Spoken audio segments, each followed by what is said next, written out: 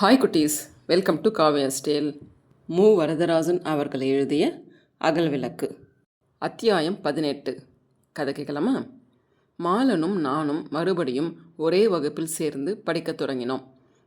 மாலன் விடுதியில் முன்னிருந்த இடத்தை விட்டு என் வரிசையிலேயே 5வதாக உள்ள அறைக்கு வந்து சேர்ந்தான். பழையபடியே நாங்கள் இருவரும் வேறுபாடுகளுக்கு இடையே அன்பை வளர்த்து நண்பர்களாக இருந்து வந்தோம். அதை நினைத்து ஒவ்வொரு வேளையில் வியப்படைந்தேன். தொடர்பும் பழக்கமும் இல்லாவிட்டாலும் ஒரே வகையான உள்ளத்து உணர்வு இருந்தால் நண்பர்களாக வாழலாம் என்று திருவள்ளுவர் கூறியுள்ளார். மாலனுக்கும் எனக்கும் ஒரே வகையான உள்ளத்து உணர்வு இருந்ததாக கூற முடியாது. தொடர்பும் பழக்கமும் இடைவிடாமல் இருந்ததனால்தான் நாங்கள் நண்பர்களாக இருந்தோம் என்று கூற வேண்டும். சந்திரனுக்கும் எனக்கும் ஒரே வகையான உள்ளத்து உணர்வு இருந்தது. வாலாசாவில் படித்தபோது அந்த உள்ளத்துணர்வோடு தொடர்பும் பழக்கமும் இடையறாமல் இருந்தபடியால் தான் இருவரும் நெருங்கிய நண்பர்களாக இருந்தோம். அவன் சென்னைக்கு வந்து படிக்க தொடங்கிய போது நான் ஓராண்டு வாலாசாவிலேயே படிக்க நேர்ந்தது. தொடர்பும் பழக்கமும் இல்லாமற் போகவே எங்கள் நட்பு குன்றிவிட்டது. மாலனும் நானும் கல்லூரியை விட்ட பிறகு எங்கள் நட்பு அப்படித்தான் ஆகுமோ என்று எண்ணினேன். ஆனால் சந்திரன் வாலாசாவில் இருந்தபோது என்னிடம் அன்பு செலுத்தி வந்தான். கல்லூரிக்கு வந்ததும் அவனுடைய மனம் மாறிவிட்டது. அவனுக்கு ஒரு வகையான உயர்வு மனப்பான்மை ஏற்பட்டுவிட்டது. நட்புக்கு ஒத்த மனப்பான்மைத்தான் வேண்டும். உயர்வு மனப்பான்மையோ தாழ்வு மனப்பான்மையோ உள்ள இடத்தில் உண்மையான நட்பு ஏது? நான் அவனிடம் கணக்கு கற்றேன், உதவி பெற்றேன். ஒரு முறை அவன் தேறிவிடவே நான் தவறிவிட்டேன். அதனால் வகுப்பில் உயர்வு தாழ்வு ஏற்பட்டது. அதன் காரணமாக மனநிலையிலும் வேறுபாடு ஏற்பட வேண்டுமா? அந்த வேறுபாடு ஏற்படாதிருந்தால் எங்கள் நட்பு சிறிதும் மாறியிருக்காதே. கல்லூரியில் BA வகுப்பில் சேர்ந்த பிறகு இவ்வாறு அவனை பற்றி அடிக்கடி எண்ணங்கள் வந்தன. ஆனால் முன்போல் கவலையோ ஏக்கமோ இல்லை. சில நாட்களில் மறந்தாற் போலவும் இருந்தேன்.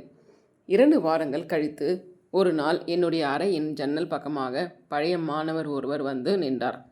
அவரை பார்த்ததும் முந்தைய ஆண்டில் விடுதியில் சின்ன அமர்க்களம் நடத்திய கதர் மாணவர் என்று தெரிந்து கொண்டேன். நினைவு இருக்கிறதா? சாந்தலிங்கம் என்றார். ஆமாம் என்று உள்ளே வருமாறு அழைத்தேன். உள்ளே வந்து உட்கார்ந்தார். சிறுநீர் கழித்த பிறகு தண்ணீர் கொட்ட வேண்டும் என்று உங்கள் சந்திரனுக்கும் எனக்கும் போராட்டம் நடந்ததே, நினைவு இருக்கிறதா? நன்றாக நினைவு இருக்கிறது. எங்கே இருக்கிறீர்கள்? ஊரில் தான் இருக்கிறேன், நிலப்புலங்களை பார்த்து கொண்டு. தொழில்? நிலப்புலம் பார்ப்பது தொழில் அல்லவா? உங்களுக்கு அது ஒரு தொழிலாக தெரியவில்லையா? மெய்தான். வேறு வேலை வேண்டாம் என்று இருக்கிறேன். இதுவே போதும். காந்தியம். ஆமாம், விருப்பமில்லையானால் மனிதம் என்று சொல்லுங்கள். அவர் பழையபடியே இருந்தார். முகம் மட்டும் சிறிது கருத்து இருந்தது. சென்னையில் இருந்தபோது வெயில் படாமல் இருந்தவர். இப்போது காட்டிலும் மேட்டிலும் வெயிலில் திரிவதால் இப்படி நிறம் மாறியிருக்க வேண்டும் என்று எண்ணினேன். எங்கே வந்தீர்கள்? யாரையாவது கல்லூரியில் சேர்த்திருக்கிறீர்களா என்றேன். உங்களிடம்தான் வந்தேன். என்ன சொல்லுங்கள். சந்திரனை பற்றி. ஒன்றும் தெரியவில்லையே. முயற்சியெல்லாம் கைவிட்டு விட்டார்களா? அவ்வளவுதான். நானும் அவனுடைய ஊருக்கு போய் பல நாள் ஆயின. பெற்றோர் எப்படி இருக்கிறார்கள்? கவலைப்பட்டு கொண்டுதான் இருப்பார்கள். நான் பார்க்கவில்லை. மறந்து விட்டீர்களா? கல்லூரி உறவு அவ்வளவுதான். மறக்கவில்லை. அந்த குடும்பத்தில் எத்தனை பிள்ளைகள்? அவன் ஒருவன், பெண் ஒருத்தி. சரி என்று மேல் துண்டை எடுத்து முகத்தை துடைத்து கொண்டு என்னை பார்த்தார். அவருக்கு ஏதோ தெரியும் போல் இருக்கிறது என்று உணர்ந்தேன். நீங்கள் எங்காவது சந்திரனை பார்த்தீர்களா என்றேன். ஆமாம், அதை பற்றி சொல்லத்தான் வந்தேன். சந்திரனுடைய அப்பாவை அழைத்து கொண்டு போய் நான் சொல்லும் இடத்தில் தேடி பாருங்கள். சரி. என் உள்ளத்தில் சந்திரனை பற்றி இருந்த வெறுப்பு மறைந்துவிட்டது. அவன் இருக்கும் இடத்தை தேடி கண்டுபிடித்து வர வேண்டும் என்ற ஆவலும் மகிழ்ச்சியும் ஏற்பட்டன. அக்கறையுடன் அவருடைய முகத்தை பார்த்தேன். நீலகிரி மலைக்கு ஒரு வேலையாக போக வேண்டியிருந்தது. உருளைக்கிழங்கு எப்படி பயிரிடுகிறார்கள் என்று பார்த்து வரப்போனேன். நண்பர் ஒருவரும் உடன் வந்திருந்தார். உபதலையில் அவர் ஒருவரை பார்ப்பதற்காக அழைத்து போனார். அங்கே ஒரு சின்ன தேநீர் கடை இருந்தது. பசியால் தேநீர் குடிப்பதற்காக அதனுள் நுழைந்த போது சந்திரனை பார்த்தேன். தேநீர் குடித்து கொண்டிருந்த அவன் என்னை பார்த்ததும் தலை குனிந்து கொண்டான். எனக்கு ஐயம் ஏற்பட்டது. சந்திரனோ வேறு யாரோ? எப்படி கேட்பது என்று தயங்கினேன். அவனுடைய உடையும் மாறியிருந்தது. காக்கி சட்டையும் காக்கி காலுறையும் உடுத்திருந்தான். தலைமயிர் கலைந்திருந்தது. மீசை தடிப்பாக இருந்தது. இங்கே இருந்தபோது அவன் ஒரு நாளும் அப்படி இல்லை. அவன் எதிரிலேயே போய் உற்று பார்த்தேன். அவன் கடைக்கண்ணால் பார்த்துவிட்டு விரைவாக தேநீர் குடித்துவிட்டு எழுந்தான். துணிந்து சந்திரா என்றேன். தன்னை மறந்து அவன் ஆ என்றான். பிறகு ஏதோ தவறு செய்துவிட்டவன் போல், ஓ நீங்களா, எங்கே வந்தீர்கள்? இதோ இருங்கள், வெளியே ஒருவர் காத்திருக்கிறார், அவருக்கு சொல்லிவிட்டு வருவேன் என்று நடந்தான். போனவன் வருவான் என்று எதிர்பார்த்தேன். வரவே இல்லை. உடனே அங்கே தேநீர் தருவானை பார்த்து, அந்த ஆள் சந்திரன் உனக்கு தெரியுமா என்றேன். எனக்கு தெரியாது. அதோ அவனுக்கு தெரியும் என்று சொல்லி அவன் இன்னொருவனை சுட்டி காட்டினான். அவனை மெல்ல அழைத்து கேட்டேன், சந்திரன் என்ன தொழில் செய்கிறான், எங்கே தங்கியிருக்கிறான் என்று கேட்டேன். அவன் எல்லாவற்றையும் சொன்னான். அதற்கு பிறகு அவனுடைய பெற்றோருக்கும் கடிதம் எழுதலாம் என்று எண்ணினேன். அவர்களுடைய முகவரி தெரியாது. உங்களுக்கு எழுதலாம் என்று எண்ணினேன். உங்களுடைய பெயர் தெரியாது. கல்லூரியில் இருக்கிறார்களோ இல்லையோ என்று ஐயம் எழுந்தது. பணம் செலவானாலும் சரி, நேரில் போய் பார்த்துவிட்டு வருவோம் என்று வந்தேன் என்றார். அவருடைய இரு கைகளையும் பற்றி கொண்டு, மிக்க நன்றி, இது அந்த குடும்பத்துக்கு மிகப்பெரிய உதவி.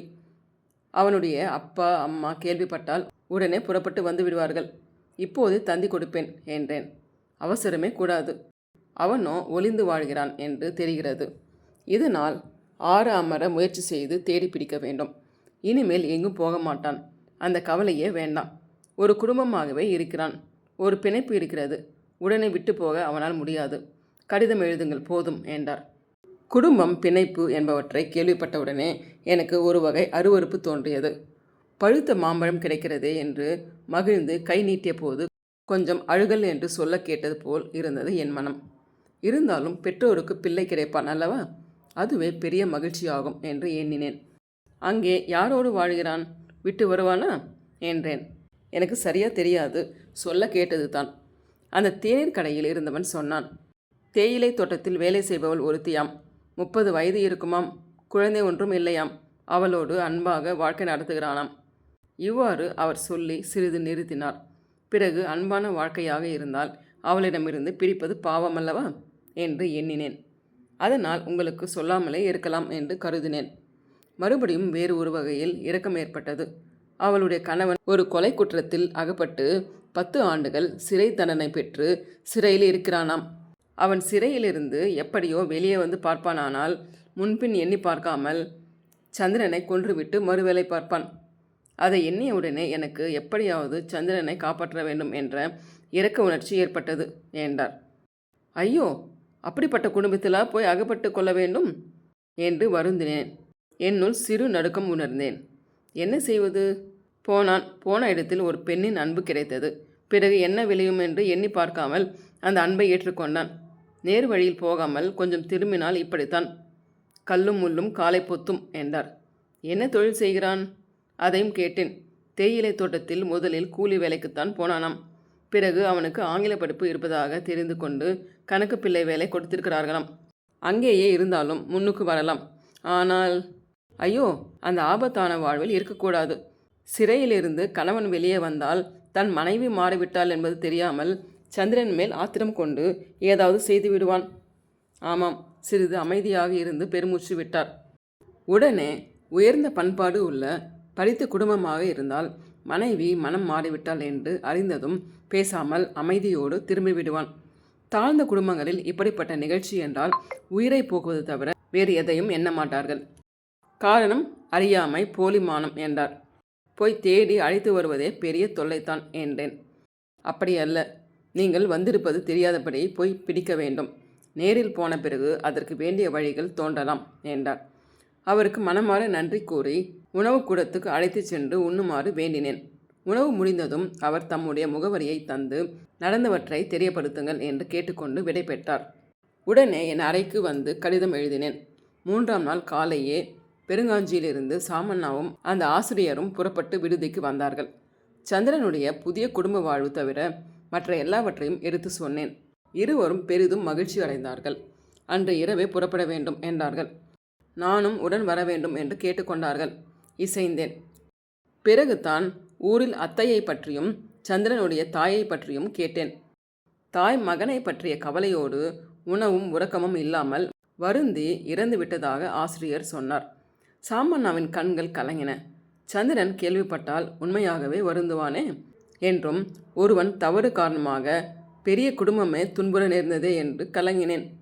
அவன் ஒரு குடும்பத்தில் பிணைப்புண்டிருப்பதை ஆசிரியருக்கு மட்டும் தனியே சொல்ல வேண்டும் என்று எண்ணினேன்.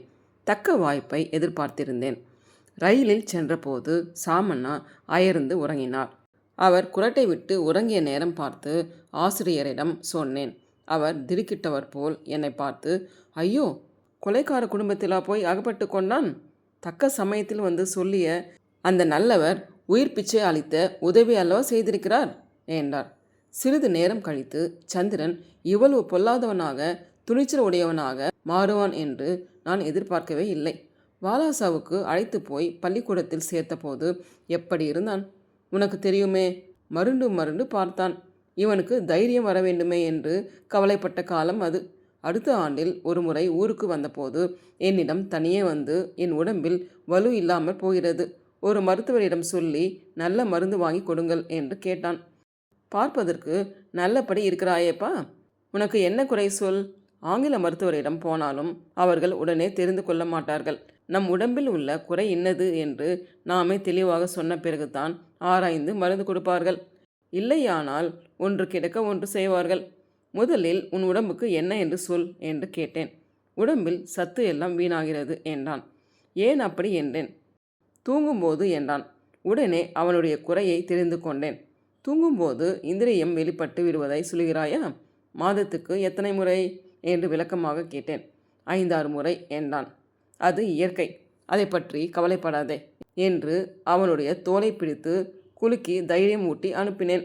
அதுவும் போதாது என்று ஒரு மருத்துவரிடம் அழைத்து சென்று அவரையே சொல்லுமாறு செய்தேன்.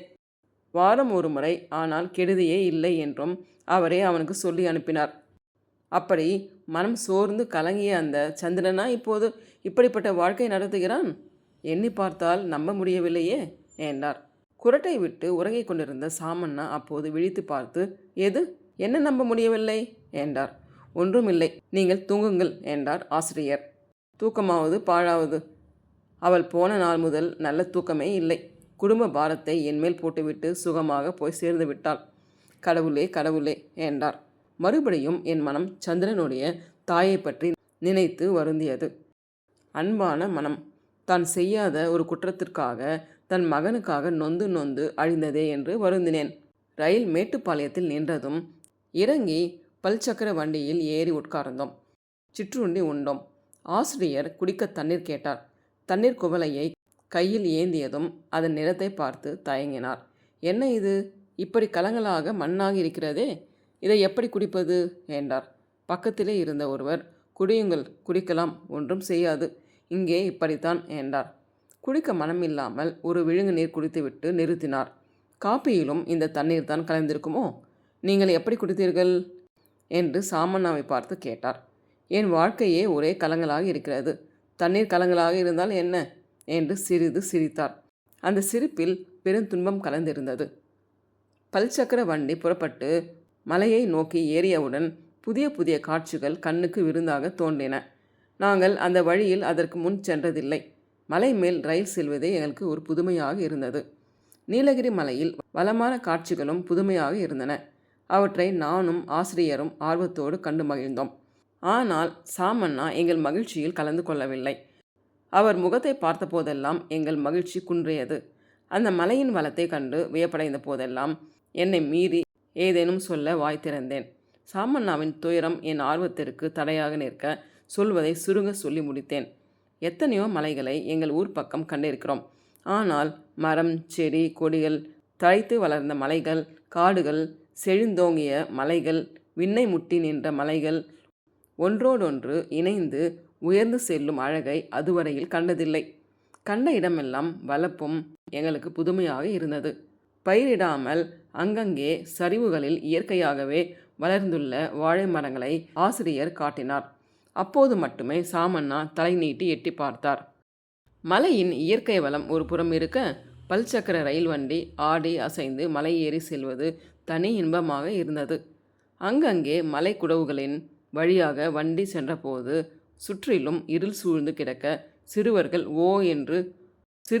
ஓ என்று கூச்சலிட்டது வேடிக்கையாக இருந்தது. ஒருமுறை நீண்ட மலைக்குடைவின் வழியாக வண்டி சென்றபோது நானும் என்னை அறியாமல் சிறுவர்களோடு சேர்ந்து கூச்சலிட்டேன். குடைவை கடந்ததும் ஒளியில் ஆசிரியர் முகத்தை கண்டேன். அவருடைய முகமும் சிறுவர்களின் முகம் போலவே புதுமை இன்பம் நிறைந்ததாக இருந்தது. ஆனால் சாமண்ணாவின் முகத்தில் ஒரு மாறுதலும் இல்லை. பேரொலி கேட்டு வெளியே தலை நீட்டி கீழே பார்த்தேன். கானாறு ஒன்று நீர் நிரம்பி அலை புரண்டு கற்பாறைகளில் மோதி ஓடியது கண்டேன். மறுபக்கமாக பார்த்தேன். மலை மேல் உயரத்திலிருந்து பெரிய அருவி தூய வெண்ணிறமாக விழுந்து ஓடி வருவதை கண்டேன். அது கண்கொள்ளா காட்சியாக இருந்தது. வண்டி அங்கேயே நின்றால் நெடுநேரம் கண்டு மகிழலாம் என்று வேட்கை உண்டானது. ஆனால் இயற்கையின் மாறாத நிகழ்ச்சிகள் போல் வண்டி சிறிதும் நிற்காமல் ஒவ்வொரு பல்லாக ஏறி ஆடி அசைந்து சென்று கொண்டே இருந்தது. அந்த பெரிய அருவியே மற்றொரு பக்கத்தில் ஆறாக ஓடிச் செல்கிறது என்பதை மறுபடியும் இப்பக்கமாக கண்டபோது உணர்ந்தேன். எங்கள் மகிழ்ச்சியில் நாங்கள் இங்கும் அங்கும் பார்த்தபடி இருந்தபோது சாமண்ணா மேலாடையை விரித்து முக்காடியிட்டு போர்த்து கொண்டார். அப்போது தான் காற்று மிக குளிர்ந்து வீசுவதை நான் உணர்ந்தேன். 2 மணி நேரத்திற்குள் வெப்பமான சூழ்நிலையை விட்டு மிக குளிர்ச்சியான பகுதிக்கு வந்துவிட்டதை உணர்ந்தேன். தமிழ்நாட்டில் வெப்பமும் தட்பமும் வறட்சியும் வளமும் அடுத்தடுத்து விளங்குவதையும் மனிதன் விரும்பக்கூடிய இயற்கை அழகுகள் எல்லாம் அமைந்து விளங்குவதையும் எண்ணி எண்ணி மகிழ்ந்தேன். வெயிலில் காணாத தட்ப நாடும் வெறுக்கத்தக்கது, தட்பமே இல்லாத கொதிப்பான பகுதியும் வெறுக்கத்தக்கது. எங்கும் மலையாகவும் காடாகவும் இருந்தாலும் பயனில்லை. கடல் வளம் முதல் மலைவளம் வரையில், சித்திரையின் வேனில் முதல் மார்கழியின் பனி வரையில், தொண்டை நாட்டின் சிறு வறட்சி முதல் நீலகிரியின் பெருவளம் வரையில் எல்லாம் கலந்து மனித வாழ்வை இனிக்க செய்யும் பெருமை தமிழ்நாட்டுக்கு இருப்பதை எண்ணி பெருமிதம் உற்றேன். இயற்கை அன்னை இங்கே வெறுக்கத்தக்கவளாகவும் இல்லை, சலிப்புறத்தக்கவளாகவும் இல்லை. மாதந்தோறும் மாறி வரும் சிறுவர்களின் பல வகை விளையாட்டுகள் போல் இடந்தோறும் பருவந்தோறும் மாறி மாறி பல வகையாய் நின்று மக்களை மகிழ்விக்கின்றாள். இங்கே தாங்க முடியாத கடுமையான குளிரும் இல்லை, தடுக்க முடியாத கொடுமையான வெயிலும் இல்லை. பெருமழை பொழிந்து வெள்ளத்தால் நாட்டை அழிப்பதும் இல்லை, மழை துளியே இல்லாமல் வறட்சியால் பாலையாக்குவதும் இல்லை. வன்மையும் மென்மையும் குறிலும் நெடிலும் ஒத்த அமைந்து ஒளியுறுப்புகளுக்கு அளவான உழைப்பு தந்து விளங்கும் அருமை தமிழ் மொழி போலவே எங்கள் தமிழ்நாடும் தட்பமும் வெப்பமும் வறட்சியும் வளமும் எல்லாம் அளவு கடவாமல் அமைந்து மக்களின் வாழ்வுக்கு உரிய நானிலமாக திகழ்கிறதே என எண்ணி பெருமகிழ்வு எய்தினேன். இயற்கை இங்குத்தான் தாயாக இருக்கிறாள், மக்கள் இங்குத்தான் இயற்கையின் குழந்தைகளாக இருக்கின்றனர். குறைந்த அளவு ஆடை உடுத்து திரியும் உரிமையும் இங்கே உள்ள மக்களுக்கு உண்டு. திறந்த வெளியில் வானத்தை பார்த்தவாறு படுத்து உறங்கும் இன்பமும் இங்குள்ள மக்களுக்குத்தான் உண்டு. கைக்கும் உரை வேண்டாம், காலுக்கும் உரை வேண்டாம். வீசும் காற்றுக்கு அஞ்சி ஒளிய வேண்டாம். வேண்டிய போதெல்லாம் காற்றில் திளைக்கலாம், விரும்பிய போதெல்லாம் நீரில் மூழ்கலாம். இவ்வாறு இயற்கை எண்ணெய் தன் மக்களுக்கு வேண்டியவையெல்லாம் அளித்து காத்து வரும் இந்த நாட்டில் மிக்க குளிர்ச்சி வேண்டும் என்று அழுகின்ற குழந்தைகளுக்காக தாய் தனி அன்போடு அழைத்து அளிக்கும் தட்ப இன்பம் போல் விளங்கியது அந்த நீலமலையின் குளிர்ச்சி மிக்க காற்று. அருவங்காட்டில் இறங்கிய போது மணி 2 ஆகியிருந்தது. அங்கே உபதலைக்கு வழி கேட்டு கொண்டு சென்றோம். என் மனம் இயற்கை அழகை மறந்து கடமையில் மூழ்கியது. எப்படி சந்திரனை கண்டுபிடிப்பது, என்ன சொல்வது, எப்படி அவன் மனதை மாற்றுவது, சாமண்ணாவையும் ஆசிரியரையும் விட்டு செல்வதா அழைத்து செல்வதா என்று பலவாறு எண்ணி சென்றேன்.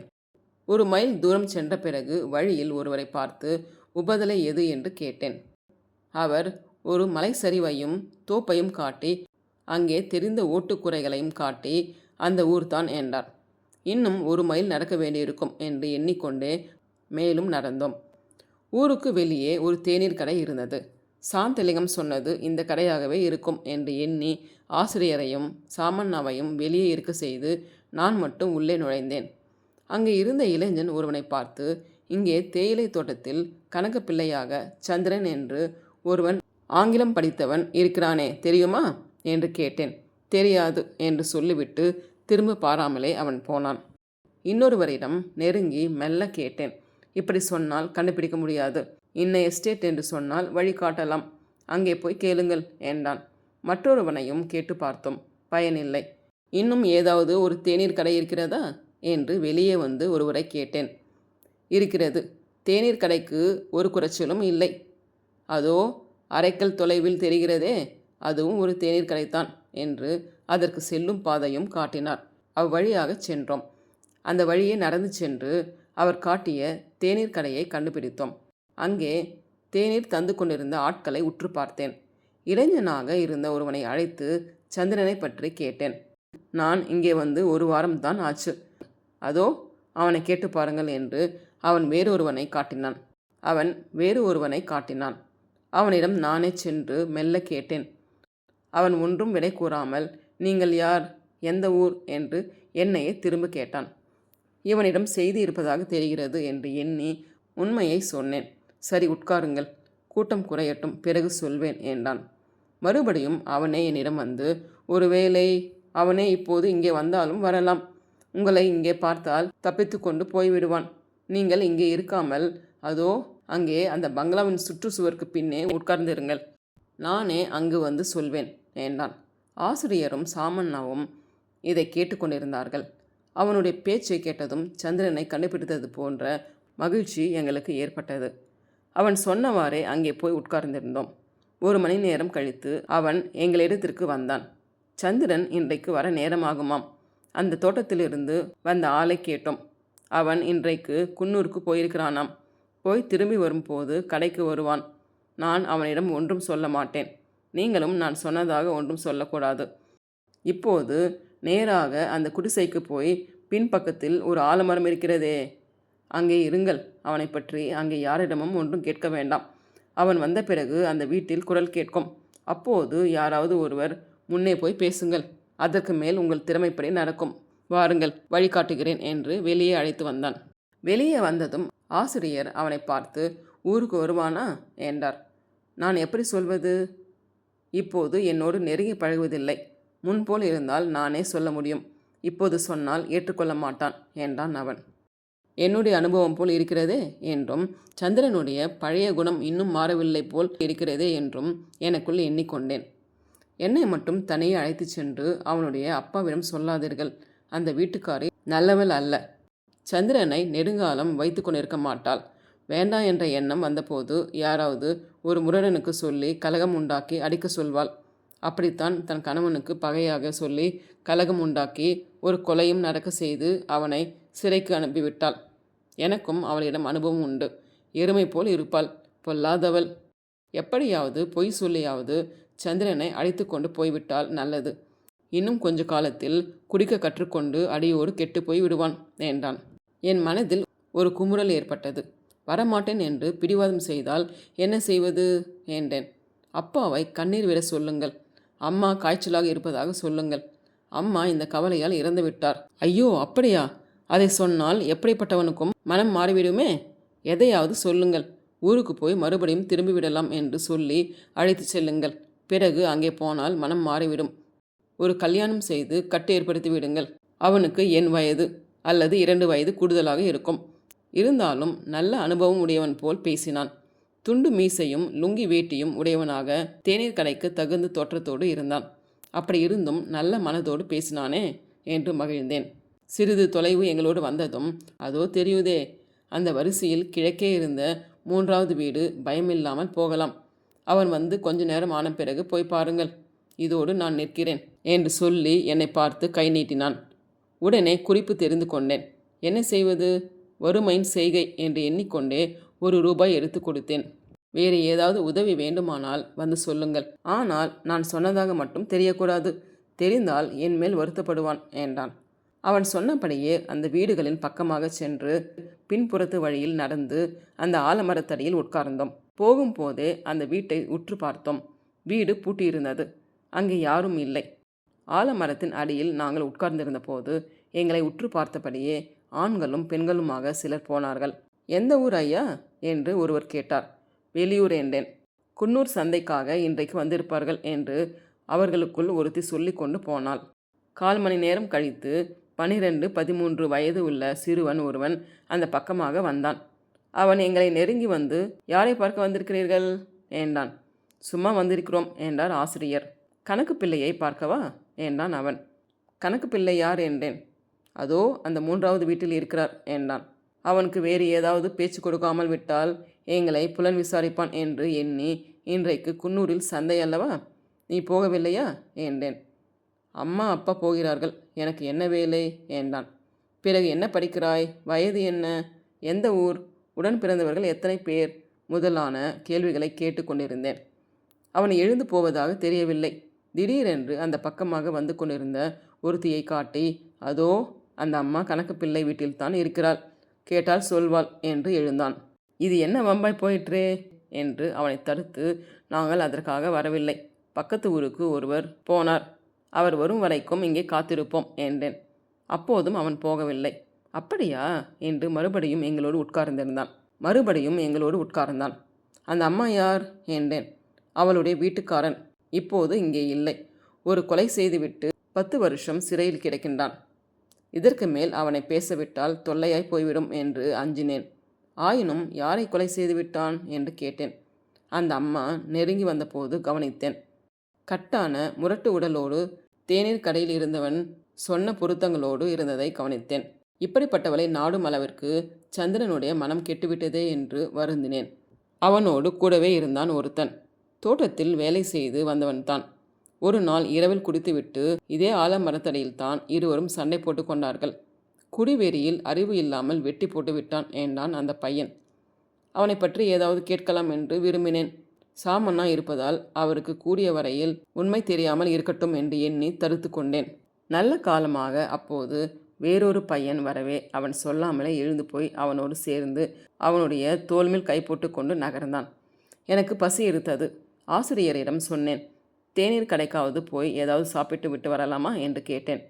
இப்போது ஒன்றும் வேண்டாம், வந்த வேலையை முடித்து கொண்டு போனால் போதும் என்றார் சாமண்ணா. ஆசிரியர் தம் பையில் இருந்த பிஸ்கட் சுருள் ஒன்றை பிரித்தார். அதனால் சிறிது பசி ஆறினேன். விளக்கு வைக்கும் நேரம் ஆயிற்று. சந்தைக்கு போன மக்கள் கூட்டம் கூட்டமாக வரத் தொடங்கினார்கள். எங்கள் பார்வை அவர்களிடையே ஊடுருவி சென்று தேடியது. அதற்குள் கொலைக்காரனுடைய மனைவி எங்கள் பக்கமாக ஒற்றையடி பாதையில் நடந்து எங்களை கடந்து நேராக சென்றாள். அவளுடைய முகத்தை நெருங்கி பார்க்கும் வாய்ப்பு கிடைத்தது.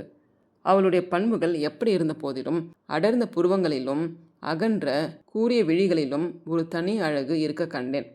கொடியவர்கள் கொல்லாதவர்கள் என்று பழிக்கப்படுவோரும் 24 மணி நேரமும் கொடுமையோடு இருப்பதில்லை. இருக்க முடியாது என்பது மனித இயற்கை.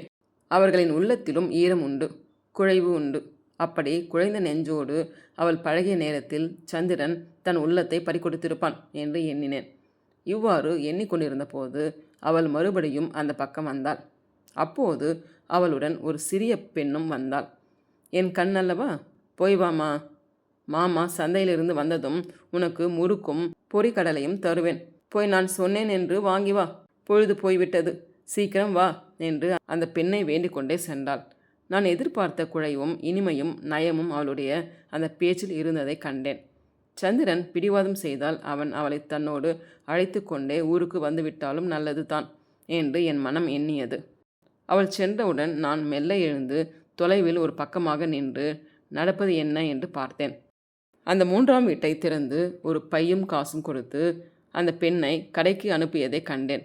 அப்போது பக்கத்து வீட்டுக்கார பெண்கள் சந்தையிலிருந்து வந்துவிடவே அவர்களோடு பேசிக்கொண்டு கலகலப்பாக இருந்தாள். அதோ கணக்கு பிள்ளை வருவது போல் தெரியுதே, இன்றைக்கு பொழுதோடு வந்துவிட்டார் போல் தெரியுதே, தாயம்மாவுக்கு இன்றைக்கு பலம்தான், பொட்டலம் நிறைய வரும் என்று இப்படி சில குரல்கள் அந்த பெண்களிடையே கேட்டதும் நான் உணர்ந்து பின்வாங்கி ஆலமரத்தடிக்கு போய்விட்டேன். அதோ சந்திரன் போல் இருக்கிறதே என்றார் ஆசிரியர். உடனே சாமண்ணா எழுந்து நின்றார். அவருடைய கைகளும் உதடுகளும் துடித்தன. பேசாமல் இருங்கள், மூச்சு விடாதீர்கள், கூப்பிடக்கூடாது, காரியம் கெட்டுப்போகும் என்று அமைதிப்படுத்தினேன். கடவுளே கடவுளே என்று வாயோடு சொல்லி கொண்டார். நாங்கள் சந்திரனுடைய கண்ணில் படாதபடி மரத்தின் அந்த பக்கமாக ஒதுங்கி நின்றோம். சந்திரனுடைய நடை நன்றாக தெரிந்தது. எத்தனை ஆண்டுகள் ஆனாலும் என்னென்ன மாறுதல்கள் நேர்ந்தாலும் ஒருவருடைய நடை மட்டும் அப்படியே இருக்கிறது. அவனுக்கு பின் 2 பேர் மூட்டைகளுடன் நடந்து சென்றார்கள். அவனுடைய 2 கைகளிலும் 2 பை நிறைய பொருட்கள் இருந்தன. சாமண்ணா எப்படியோ அவற்றை கவனித்து விட்டார். தெய்வமே, இவனுக்கு ஏன் இந்த தலைவிதி? இவன் இட்ட வேலையை செய்ய ஆட்கள் காத்திருக்கிறார்களே, வேலைக்காரன் போல் 2 கைகளிலும் எடுத்து சுமந்து வருகிறானே என்று வருந்தினார். சந்திரனும் பின் வந்த ஆட்களும் வீடுகளை நெருங்கிய பிறகு நான் மெல்ல நகர்ந்து தெரு பக்கமாக தொலைவில் நின்று பார்த்தேன். அந்த பைகளை அவள் கை நீட்டி வாங்கியது தெரிந்தது. அவன் வீட்டினுள் நுழைந்தான். உள்ளே விளக்கு எரிந்தது. அணுகிச் சென்றேன். அவனுடைய குரல் நன்றாக கேட்டது. குரலில் ஒன்றும் மாறுதல் இல்லை. 15 மாதங்களில் மாறுதல் ஏற்பட்டிருக்க முடியாது என்று உணர்ந்தேன். அவனும் அவளும் பேசிக்கொண்டிருந்த போது ஒரு பெண் நுழைந்தாள். முன் பார்த்த அந்த பெண் தான் என்று உணர்ந்தேன். அந்த பெண்ணின் கையில் இருந்த பையை தாயம்மா பெற்றுக்கொண்டு அவளுடைய கன்னத்தை தடவி கூந்தலை நீவுவதைக் கண்டேன். பெண்ணின் கையில் ஏதோ கொடுத்ததும் தெரிந்தது. பிறகு அவள் எதையோ எடுத்து கடித்து தின்றதைக் கண்டேன். இருள் விரைவாக பரவியது. எனக்கு பின் யாரோ வரும் குரல் கேட்டது. நான் அங்கே வேவு பார்ப்பது தெரியாதபடி ஒரு பக்கமாக திரும்பி நடந்து அவர்கள் போன பிறகு மறுபடியும் அங்கே வந்தேன். யார் அது என்று குரல் கேட்டு நின்றேன். சந்திரனுடைய குரல் போலவே இருக்கவே திகைத்து பார்த்தேன். மறுபடியும் யார் அது என்று கேட்டுக்கொண்டே நெருங்கி வர கண்டேன். அவனே வருவதை அறிந்தேன். திடுக்கிட்டு நான் தான் என்றேன். நான் தான் என்றால் யார் என்றான். வேலு என்றேன். வந்தவன் திடுக்கிட்டு தூண் போல் நின்றான். வேலுவா, நீயா? இங்கே ஏன் வந்தாய் என்று அசையாமல் நின்றான். நான் தயங்காமல் நெருங்கிச் சென்று அவனுடைய கைகளை பற்றி கொண்டு, சந்திரா, மறந்து விட்டாயே என்றேன். என் கைகளில் நீர்த்துள்ளி 2 விழுந்தன. அவன் அழுவது தெரிந்தது. உன் அம்மா இறந்து விட்டார் என்றேன். ஓ என்ற கதறத் தொடங்கி உடனே அடக்கி கொண்டு வீட்டை விட்டு விலகி வந்தான்.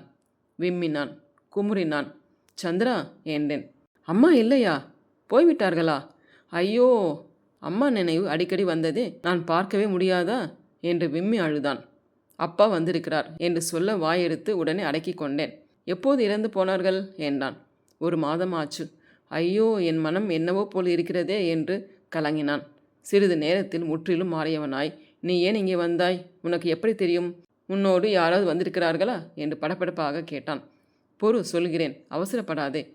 அவசரப்பட்டது போதும். உன்னுடைய நன்மைக்காகவே உன்னை தேடிக்கொண்டு வந்தேன். நீ இப்படி கல்மனதோடு பிரிந்து வந்து விட்டாயே என்றேன். அதெல்லாம் இருக்கட்டும். யார் வந்திருக்கிறார்கள் சொல். எங்கே இருக்கிறார்கள் சொல் என்றான். என்னால் எதையும் மறைக்க முடியவில்லை. உண்மையை சொன்னேன். ஐயோ என்று தலைமேல் கை வைத்து கொண்டு அந்த இடத்திலேயே மண்ணில் உட்கார்ந்தான். நானும் உட்கார்ந்தேன். ஒன்றும் கவலைப்படாதே. ஆசிரியர் உனக்கு ஆகாதவரா? அப்பா பகையா? ஏன் இப்படி கலங்குகிறாய்? கவலை வேண்டாம், சொன்னால் கேள் என்றேன். அதற்குள் என்னங்க என்னங்க எங்கே போய்விட்டாரோ தெரியவில்லையே.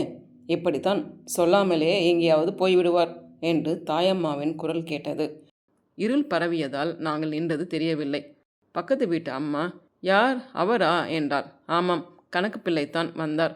மாயமாய் மறைந்து விட்டார்.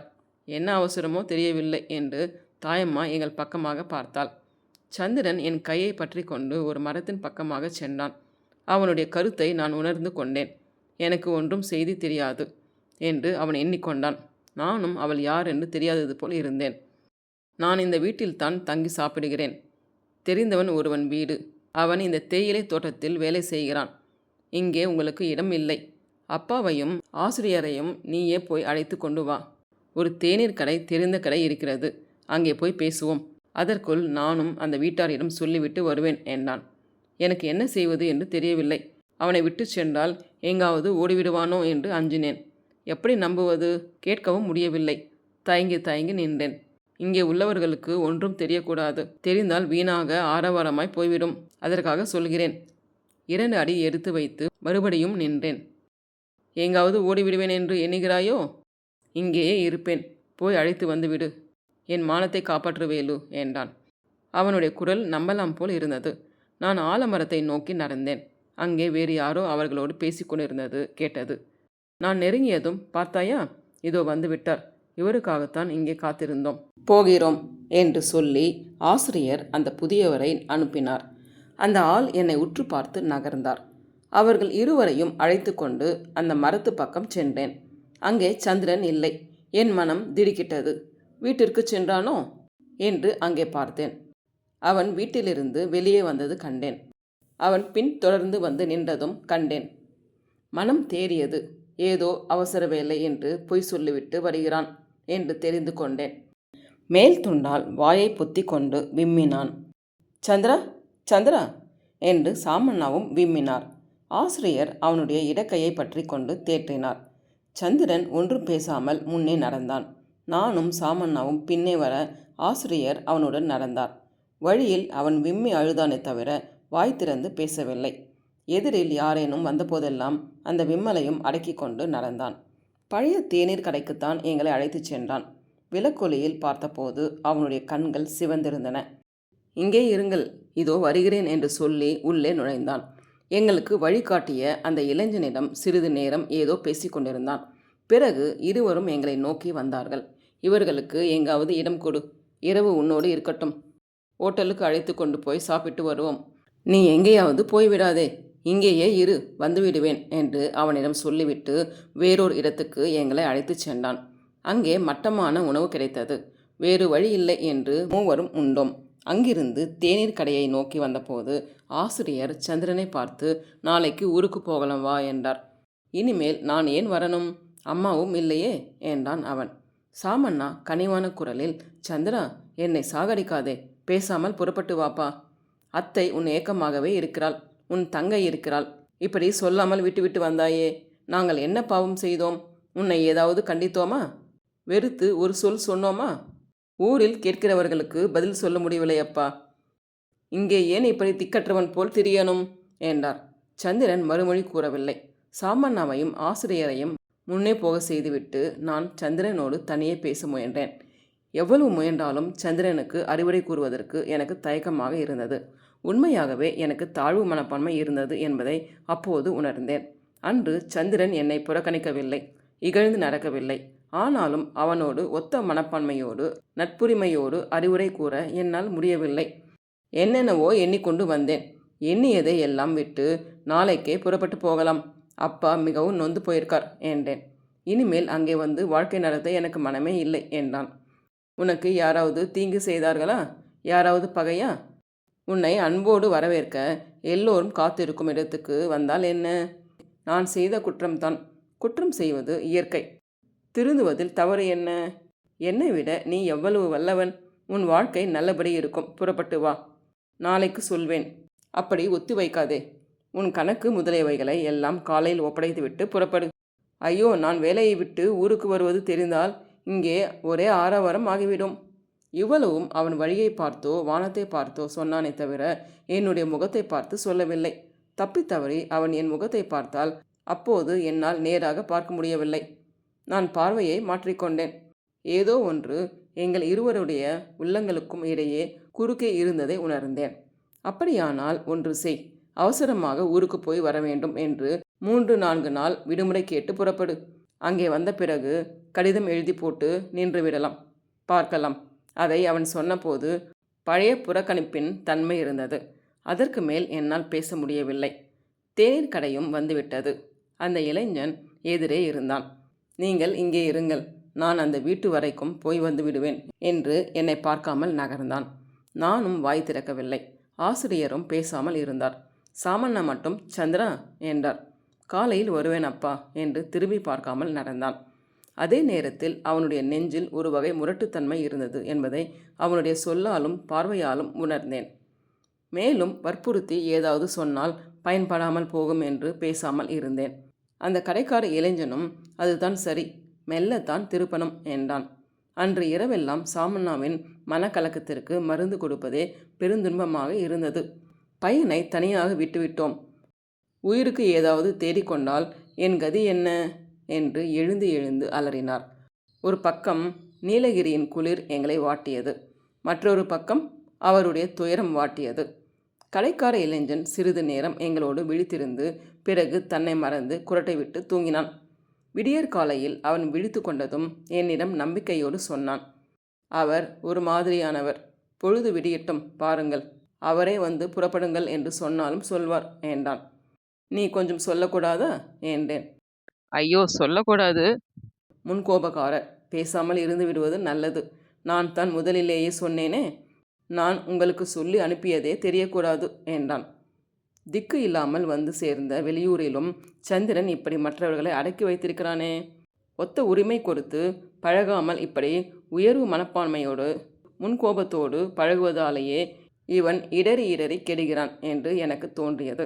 ஒத்த உரிமையோடு பழகினால்தான் மற்றவர்கள் நெருங்கி வந்து அறிவுரை கூற முடியும், திருத்த முடியும். மற்றவர்களுக்கு என்ன தெரியும் என்று அறிவு செருக்கோடு நடந்தால் வழுக்கி விழும் போதும் துணையில்லாமல் விழுந்து துன்புற வேண்டியிருக்கிறது. சந்திரன் கூர்மையான அறிவு படைத்திருந்தும் இதை தெரிந்து கொள்ளவில்லையே. தன் ஊரில் கிராமத்தில் பெரிய வீட்டு பிள்ளையாய் எல்லோரும் ஏவல் செய்து பணியும் பெருமையோடு வளர்ந்தது காரணமாக இருக்குமோ? அல்லது புத்தக படிப்பாக இருந்தாலும் நாடக நடிப்பாக இருந்தாலும் எதிலும் மற்றவர்கள் போட்டியிட்டு நெருங்க முடியாத அளவுக்கு தனி சிறப்போடு உயர்ந்து நிற்கக்கூடிய அறிவின் திறமையால் ஏற்பட்ட தன்னம்பிக்கை காரணமாக இருக்குமோ என்று எண்ணிக்கொண்டே பொழுது விடியும் நேரத்தில் உறங்கிவிட்டேன். விழித்தபோது அந்த இளைஞன் அங்கே இல்லை.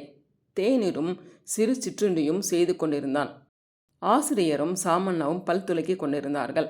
காலை கடன்களை முடித்துவிட்டு சந்திரன் வருவான் வருவான் என்று ஆவலுடன் அந்த வழியையே நோக்கி கொண்டிருந்தோம். மணி 8 ஆயிற்று. 9 ஆயிற்று. அவன் வரவில்லை. சாமண்ணாவின் மனதில் இருந்த ஏமாற்றமும் திகைப்பும் எங்கள் மனதிலும் புகுந்தன. கடைக்கார இளைஞனும் வருந்தினான். ஆனாலும் நம்பிக்கை ஊட்டிக்கொண்டே இருந்தான். சரியாக 9:30 மணிக்கு சந்திரன் வெறுங்கையோடு வந்து சேர்ந்தான். கையில் ஏன் ஒன்றும் எடுத்து வரவில்லை என்று எண்ணினோமே தவிர ஒருவரும் கேட்கவில்லை. அவன் வந்ததே போதும் என்று மகிழ்ச்சியோடு நோக்கினோம். கடைக்கார இளைஞனை அழைத்தான். அவன் கையில் 2 ரூபாய் கொடுத்து தபால் எழுதுவேன் என்று சொல்லிவிட்டு ஆசிரியரை பார்த்து வாங்க போகலாம் என்றான். சாமண்ணாவின் முகத்தில் அப்போதுதான் மலர்ச்சி காணப்பட்டது. கடைக்கார இளைஞன் என் பின் வந்து என் காதில் மட்டும் விழும்படியாக, அப்படியே எனக்கும் ஒரு வேலை பார்த்து எழுதினால் நானும் அங்கே வந்துவிடுவேன் என்றான். அவனுக்கு நம்பிக்கையாக சொல்லி தலையசைத்து விட்டு நகர்ந்தேன். ரயில் நிலையத்துக்கு வந்து சிறிது நேரத்திற்கெல்லாம் ஒரு வண்டி வந்தது. அதில் ஏறினோம். பயணத்தின் போது உணவு, சிற்றுண்டி, காப்பி இவற்றிற்காக பேசியது தவிர வேறு எந்த பேச்சும் பேசவில்லை. 4 பேரும் பேசா நோன்பு பூண்டவர்கள் போலவே வந்தோம். சந்திரனுடைய முகத்தை அடிக்கடி கவனித்தேன். அதில் தயக்கமோ தடுமாற்றமோ கலக்கமோ ஒன்றும் காணோம். கல்லூரி விடுதியை விட்டு ஒரு நாள் எப்படி துணிந்து மற்றவர்களை பற்றி கவலைப்படாமல் வந்துவிட்டானோ, அப்படியே நீலகிரியை விட்டு துணிந்து தேயிலை தோட்டத்து உறவை பற்றி கவலைப்படாமல் வந்துவிட்டான். அவன் நிலையில் நான் இருந்திருந்தால் எவ்வளவோ வருந்திருப்பேன். அந்த தாயம்மாவுக்காகவும் கண்ணீர் விட்டிருப்பேன். அவனிடம் வருத்தமோ ஏக்கமோ சிறிதும் காணப்படவில்லை. அத்தியாயம் 19. நான் எண்ணியது உண்மை ஆயிற்று. 2 வாரங்கள் கழித்து ஆசிரியர் எனக்கு விடுதி முகவரிக்கு ஒரு கடிதம் எழுதியிருந்தார். சந்திரன் தேயிலை தோட்டத்தை அடியோடு மறந்துவிட்டான் என்றும், அங்கு உள்ளவர்களுக்கு ஒரு கடிதமும் எழுதவில்லை என்றும், முன்போல் பரபரப்பாக அலையாமல் வீட்டோடு ஒதுங்கியிருந்ததாலும் கவலை இல்லாமல் இருக்கிறான் என்றும், தந்தையார் திருமணத்துக்காக பெண் பார்த்து வருகிறார் என்றும், ஆவணியில் தவறாமல் திருமணம் நடக்கும் போல் இருக்கிறது என்றும் எழுதியிருந்தார். ஏதாவது ஒரு கட்டு ஏற்படுத்திவிட்டால் சரியாய் போகும் என்று அந்த தேநீர் கடையின் இளைஞன் சொன்னது என் நினைவுக்கு வந்தது. ஆவணி 3ஆம் நாளிலேயே என் கையில் திருமண அழைப்பிதழ் வந்து சேர்ந்தது. சந்திரன், வள்ளி என்று மணமக்களின் பெயரை படித்தவுடனே என் உள்ளத்தில் மகிழ்ச்சி குடிக்கொண்டது. சந்திரனை கல்லூரிக்கு அனுப்பியதற்கு மாறாக அப்போதே ஒரு திருமணம் செய்து மாமனார் வீட்டுக்கு அனுப்பியிருந்தால் இவ்வளவு தொல்லையும் இருந்திருக்காது என்றும் கிண்டலாக பேசினான் மாலன். நான் சொல்வதற்காக வருத்தப்படாதே. யாருக்கு என்ன பசி என்று அறிந்து உணவு இட வேண்டும். தன் மகனுக்கு கல்வி பசியை விட காம பசி மிகுதி என்று அவனுடைய தந்தை அப்போது தெரிந்து கொள்ளவில்லை. இப்போதாவது தெரிந்து கொண்டாரே, அது போதும் என்றான். சந்திரனுக்கு கல்வியில் ஆர்வம் இல்லை என்கிறாயா என்றேன். நான் அப்படி சொல்லவில்லை. அதுவும் உண்டு. ஆனால் அதைவிட பெண் உறவு தேடுவதில் ஆர்வம் மிகுதி என்று சொன்னேன் என்றான் மாலன். பேச முடியாமல் அடங்கினேன். சென்ற ஆண்டில் வேலூரில் இருந்து வந்த பேராசிரியர் அருளப்பர் ஒரு கூட்டத்தில் சொன்னது நினைவிருக்கிறதா? அருமையான கருத்து என்றான். எது என்று எனக்கு நினைவு வரவில்லை. மறந்துவிட்டேன். சொல் என்று கேட்டேன். காக்கையின் குஞ்சாக இருந்தாலும் கழுகின் குஞ்சாக இருந்தாலும் கூட்டில் வளர வேண்டிய காலம் வரையில் கூட்டிலேயே வளர வேண்டும். அந்த காலத்தில் வளர்ந்த பறவைகளை பார்த்து பின்பற்றக்கூடாது. மரக்கிளைகளையோ வானத்தையோ எண்ணி ஏங்கினால் வளர்ச்சிக்கு இடையூறு ஆகும் என்று அழகாக சொன்னாரே. ஆமாம், மாணவர்களாக இருப்பவர்கள் கல்விக்கு உரிய பருவத்தில் மற்றவற்றில் ஈடுபடாமல் படிப்பது நல்லது என்று பேசினார். அது உயர்ந்த கருத்து அல்லவா? உயர்ந்த கருத்து தான். ஆனால் அப்படி கல்வி ஒன்றையே நாடி அடங்கியிருந்தால் பொது அறிவு வளராமல் போகுமே. கற்று முடிந்த பிறகு பொது அறிவு தானாக வருமே. இப்போது அரசியல் தலைவர்களாக உள்ளவர்கள் பலருடைய வாழ்க்கையை எடுத்துப்பார். அவர்கள் படித்து முடித்த பிறகுதான் இந்த துறைக்கு வந்தவர்கள். அதற்கு முன் படிப்போடு அடங்கியிருந்தவர்கள்தான். ஆமாம், செய்வன திருந்த செய்ய வேண்டும். படிக்கும்போது படிப்பில் செம்மையாக இருந்தால்தான் பிறகு கொள்ளைக்காரன் ஆனாலும் அதையும் செம்மையாக செய்ய முடியும். இதிலேயே அரைக்குறை என்றால் எதிலும் அரைக்குறையாகத்தான் முடியும். குருவி அருமையாக கூடு கட்டி குஞ்சுகளை காப்பது போல நம்முடைய பெற்றோரும் நமக்கு அருமையாக ஏற்பாடுகள் செய்திருக்கிறார்கள். குஞ்சு நன்றாக இறக்கை முளைப்பதற்கு முன் கூட்டை விட்டு வெளியே வரத் தொடங்கினால் என்ன ஆகிறது பார்த்தாயா? விழுந்து விழுந்து இடர்படுகிறது. தாய் குருவியாலும் காப்பாற்ற முடியவில்லை. கடைசியில் காக்கைக்கோ பூனைக்கோ இரையாகிறது. இதை கேட்டதும் சந்திரனுடைய வாழ்க்கையை அப்படியே படம் பிடித்து காட்டியது போல் இருந்தது. என் மனம் சந்திரனுக்காக உருகியது. சந்திரனுடைய திருமண நாளன்று எனக்கு கல்லூரியில் காலாண்டு தேர்வு தொடங்குவதாக இருந்தது. ஆகையால் எப்படி திருமணத்திற்கு போவது என்று நினைத்தேன். மாலனை அறிவுரை கேட்பது போல் கேட்டேன். கூட்டை விட்டு வெளியே வருவது என்றால் பெண்ணுறவு தேடி அலைவதற்கு மட்டும் சொன்னது அல்ல. பொதுவாக எந்த வேறு வேலைக்கும் பொருந்தும். திருமணம் குடும்ப கடமை. அதை உன் பெற்றோர்கள் பார்த்து கொள்ளட்டும். நீ போக வேண்டியதில்லை என்றான். நண்பன் அல்லவா? அவனுடைய வாழ்வில் ஒரு சிறந்த நாள். இருக்கட்டும், நீ அன்றைக்கு இங்கிருந்தே அவனுக்காக நன்மை எண்ணு. நீ இங்கிருந்தால் உன் தேர்வும் எழுதலாம். அவனுக்கு தீமை இல்லை. நீ போனால் உனக்கு தீமை, அவனுக்கு ஒரு பயனும் இல்லை. இரண்டில் எது சிறந்தது? பற்றில்லாமல் நடுநிலையாக எண்ணிப்பார் என்றான். தராசில் 2 தட்டுகளில் வைத்து எடை போட்டு காட்டுவது போல் இருந்தது. போவதில்லை என்று ஒருவாறு முடிவு செய்தேன். ஆனால் மாலன் என் அறையை விட்டு போன பிறகு மனம் ஊசலாடத் தொடங்கியது. போகாவிட்டால் சந்திரன் என்ன நினைப்பான்? சாமண்ணா என்ன நினைப்பார் என்று வருந்தியது. போவதால் என்னுடைய காலமும் முயற்சியும் அவை போலவே ஓரளவு அவனுடைய காலமும் முயற்சியும் வீணாவது தவிர வேறு பயன் இல்லையே. போகாமல் இருந்தால் காலமும் முயற்சியும் தேர்வுக்கு பயன்படுமே என்றும் எண்ணினேன். திருமண அழைப்பு மட்டும் அனுப்பினானே தவிர சந்திரன் தனிப்பட்ட ஒரு கடிதம் எழுதவில்லையே. நீலகிரியிலிருந்து வந்த பிறகு ஒரு வரியும் எழுதவில்லையே என்று சிறிது வருந்தினேன். ஒரு வேலையும் இல்லாத அவன் சிறிது நேரம் செலவிட்டு ஒரு கடிதம் எழுதவில்லையானால் அவனுக்காக நான் என் காலத்தையும் முயற்சியையும் வீணாக்க வேண்டும். ஊருக்கு கடிதம் எழுதினால் வீட்டிலிருந்து யாராவது ஒருவர் போய் பார்த்து வரட்டும் என்று அமைதியானேன். அடுத்த வாரம் ஊரிலிருந்து கடிதம் வந்தது. அதில் அவர்களுக்கு திருமண அழைப்பே வரவில்லை என்றும் யாரும் திருமணத்துக்கு போகவில்லை என்றும் குறித்திருந்தார்கள். எனக்கும் அது வியப்பாக இருந்தது. சந்திரன் மறந்திருக்கலாம், புறக்கணித்திருக்கலாம். அது அவனுக்கு இயற்கை. சாமண்ணா எப்படி மறந்தார் என்று வருந்தினேன். மனைவியை இழந்த அவர் பல வகையிலும் மனம் நொந்தவராக இருப்பதால் எத்தனை கடமைகளை நேரில் கவனிக்க முடியும் என்று எண்ணி ஆறுதல் பெற்றேன். அடுத்த ஆவணி தொடக்கத்தில் மாலன் என்னுடைய அறைக்கு வந்து ஏதோ பேசிக்கொண்டிருந்து திடீரென்று எனக்கு திருமண ஏற்பாடு நடக்கிறது, ஊரிலிருந்து கடிதம் வந்திருக்கிறது என்றான். எனக்கு வியப்பாக இருந்தது. என்ன அவசரம்?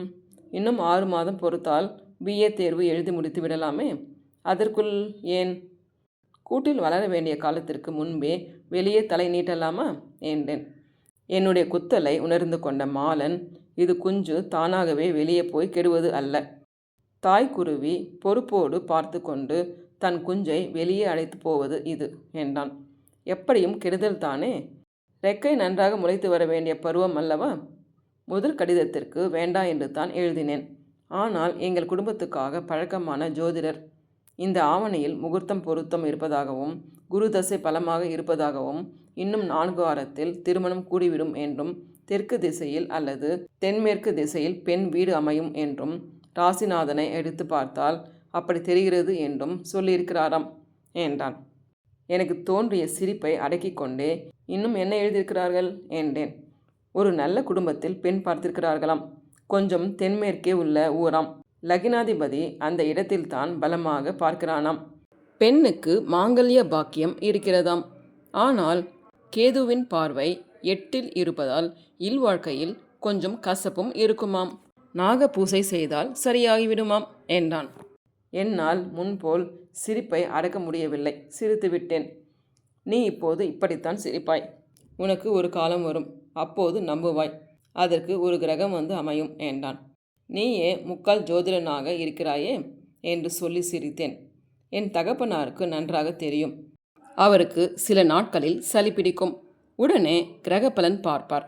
அவர் சொல்வது சரியாக இருக்கும். புதனுடைய பார்வை இருந்ததாலோ என்னவோ சொல்வார். சூடான உணவுப் பொருள்களையே சாப்பிட்டாலும் உடம்பில் சீதளம் ஏற்படுமாம். சில கிரகத்துக்கு எவ்வளவு சீதளமான பொருள் சாப்பிட்டாலும் உடம்பு சூடாகிவிடுமாம். அதில் கற்க வேண்டியது எவ்வளவோ இருக்கிறது. எவ்வளவு இருந்தும் என்ன பயன்?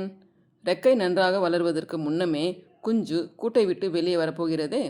அது நம் கையிலா இருக்கிறது? கிரக பலனை யார் என்ன செய்ய முடியும்? இதே காரணத்தை சந்திரனுக்கு சொல்ல வேண்டும் அல்லவா? அவன் கெட்டது கிரக பலனால் என்று சொல்லாமல் அவனையே பழிக்கிறாயே. உனக்கு ஒரு காரணம், அவனுக்கு ஒரு காரணமா? மாலன் சிறிது தடுமாறினான். போகட்டும், எண்ணிப்பார். இன்னும் 6 மாதம் கடத்தினால் உனக்கும் நல்லது, குடும்பத்துக்கும் நல்லது. வீட்டுக்கு எழுது. உன் நிலையில் நான் இருந்தால் முடி வேண்டாம் என்று துணிந்த இளங்கோவடிகள் போல் எனக்கு இப்போது திருமணம் வேண்டாம் என்று பிடிவாதம் செய்வேன். சந்திரன் வழி தெரியாமல் இருளில் இடறி விழுகிறான். நீயோ பட்ட பகலில் நேர்வழி தெரிந்தும் ஆசை மிகுதியால் குறுக்கு வழியில் நடக்கிறாய் என்றேன். அறைக்குள் நுழைந்தபோது அவன் முகத்தில் இருந்த மகிழ்ச்சி போகும்போது இல்லை. அவன் வருந்தினாலும் உண்மையை சொன்னதே நல்லது என எண்ணினேன். மறுநாள் பெருங்காஞ்சியிலிருந்து எனக்கு ஒரு கடிதம் வந்தது. சந்திரன் தான் எழுதினானோ என்று பார்த்தால் அவனுடைய கையெழுத்தே இல்லை. அவனுடைய தந்தையார் சாமண்ணா எழுதியிருந்தார்.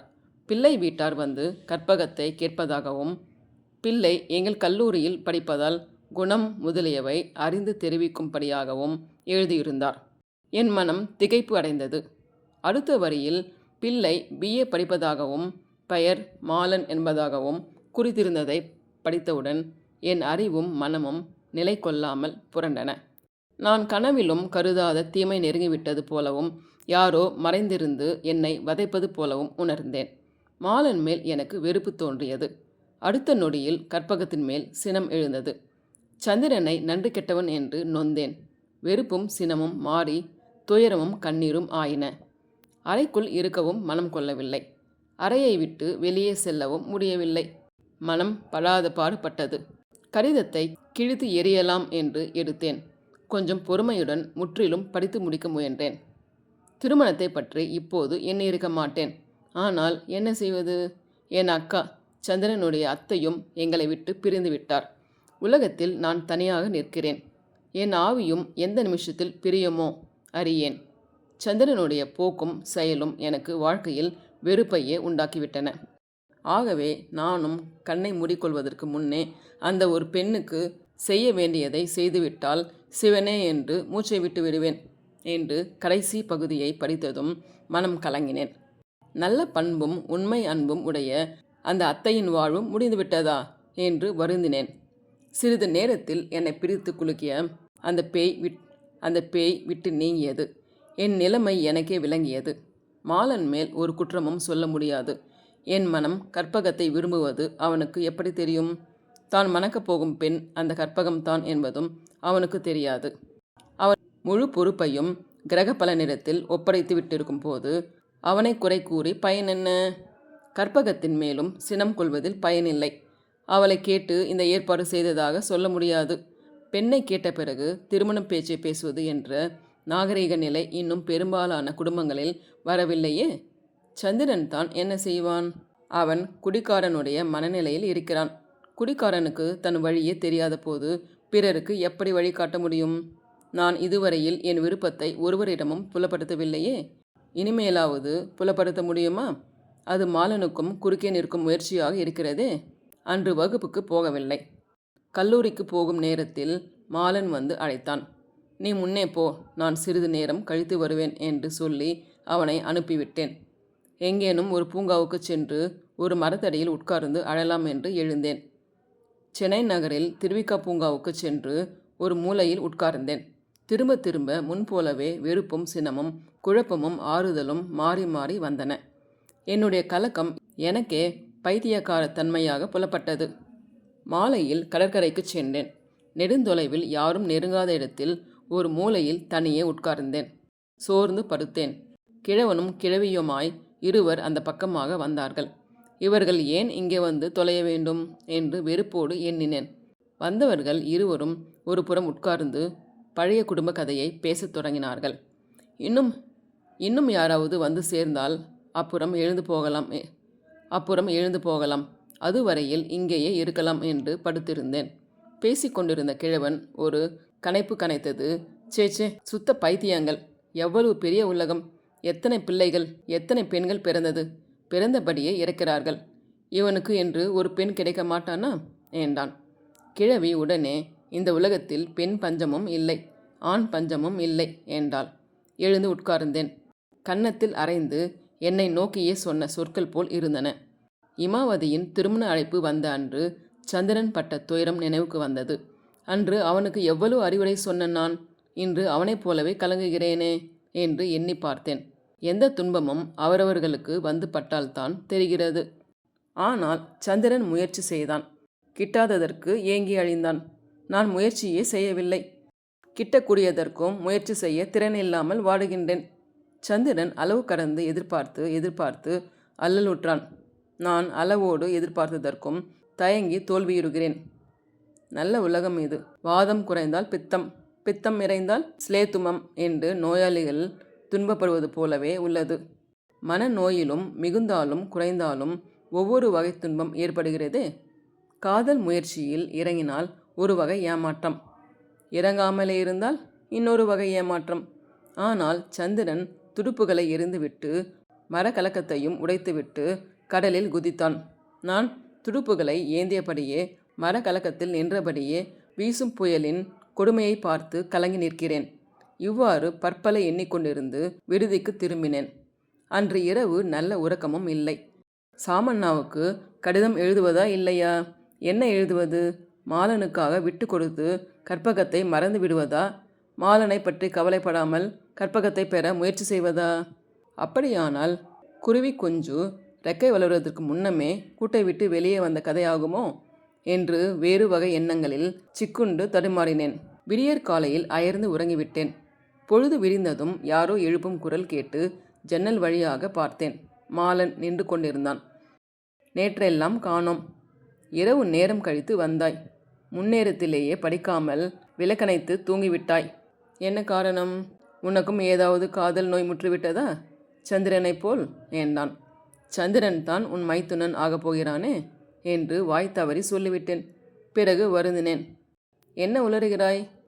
எனக்கு தங்கையும் இல்லை, அவனுக்கு பெண் கொடுக்கப் போவதும் இல்லை. நீ அவனுக்கு கொடுக்காவிட்டால் அவன் உனக்கு கொடுக்கப் போகிறான். மாலன் திகைத்து நின்றான். மூக்கின் அருகே சுட்டு விரலை மடித்து வைத்து என்னவோ எண்ணினான். உனக்கு ஏதாவது கடிதம் வந்ததா? ஆமாம், பிறகு சொல்வேன் என்றேன். சொல் என்று என்னை துளைக்க தொடங்கினான். மேஜை மேல் இங்கும் அங்கும் தேடினான். எங்கே கடிதம்? உண்மையை சொல் என்றான். சாமண்ணாவின் கடிதம் பற்றி சொன்னேன். அமைதியாய் கேட்டான். பெண் நல்ல பெண் தானா? நீ பார்த்திருப்பாயே, குணம் எப்படி என்றான். அதை பற்றி என்னை ஏன் கேட்கிறாய்? உங்கள் வீட்டு ஜோதிடரை கேள் என்றேன். பிறகு அவன் வற்புறுத்தவே நல்ல அழகு என்றும் நல்ல பண்பு என்றும் அவன் மகிழுமாறு சொன்னேன். அவனுடைய முகத்தில் மலர்ச்சி கண்டபோது என் உள்ளம் நொந்தது. தாங்க முடியாத ஒரு வகை வேதனை என் உள்ளத்தில் இருந்தது. அதனை வெளிக்காட்டாமல் நொந்து வாடினேன். காலை கடன்களை முடித்தேன். உணவு கூடத்துக்கு போய் சிற்றுண்டி உண்டு திரும்பி வந்து என் நாற்காலியில் உட்கார்ந்தபோது என் மனப்புயல் இருந்த இடம் தெரியாமல் அமைதி நிலவ கண்டேன். என் துடுப்புகள் உதவியாக இருந்தன. மரக்கலக்கமும் பயன்பட்டது. கடமைகளில் மனம் சென்றது. துடுப்புகளை எரியாமல் உதறாமல் பொறுமையோடு இருந்தது. நன்மை ஆயிற்று. மாலையில் வகுப்பிலிருந்து திரும்பி வந்ததும் சாமண்ணாவுக்கு சுருக்கமாக கடிதம் எழுதினேன். மாலன் 3 ஆண்டுகளாக பழக்கமானவன் என்றும் ஒரு கெட்ட பழக்கமும் இல்லாதவன் என்றும் எப்படியாவது முன்னேற வேண்டும் என்ற ஆசை உடையவன் என்றும் ஆனால் பல வகை மூட நம்பிக்கைகள் உடையவன் என்றும் ஜோதிடத்தில் பற்று மிகுந்தவன் என்றும் எழுதினேன்.